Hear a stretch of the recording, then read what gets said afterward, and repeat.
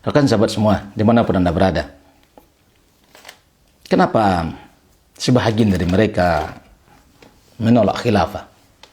Yang pertama, karena tidak paham. Kenapa mereka tidak paham? Mereka tak pernah mengkaji, mereka tak pernah mendalami, mereka tak pernah melihat, memperhatikan seperti apa khilafah, sehingga mereka tidak paham. Yang kedua, orang-orang yang salah paham. Kenapa mereka salah paham, rekan-rekan semua? Karena datang informasi, datang pemahaman, datang pemikiran dari luar yang menceritakan kepada kita bahwa khilafah itu akan begini, begini, dan begitu.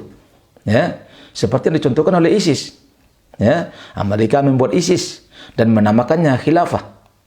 Ketika dia dinamakan khilafah, sehingga umat Islam salah paham terhadap khilafah. Sehingga yang terbayang dalam benaknya, khilafah itu berdarah-darah. Nah, bukan seperti khilafahnya Khulafaur Rasyidin. Itu salah paham. Yang ketiga, mereka-mereka yang gagal paham.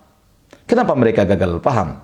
Karena mereka mencoba dibandingkan oleh orang lain dengan pemahaman orang lain. Ketika dibandingkan, mereka merasa pemahaman orang lain itu lebih baik daripada apa yang mereka miliki, sehingga mereka menjadi orang-orang yang gagal paham. Nah, dan yang keempat, orang yang tak mau memahami. Ini yang berbahaya. Gitu. Orang yang tak mau memahami. Dia sebenarnya paham, tapi pura-pura tak paham saja. Gitu. Kenapa? Karena sebahagian dari mereka ahli maksiat.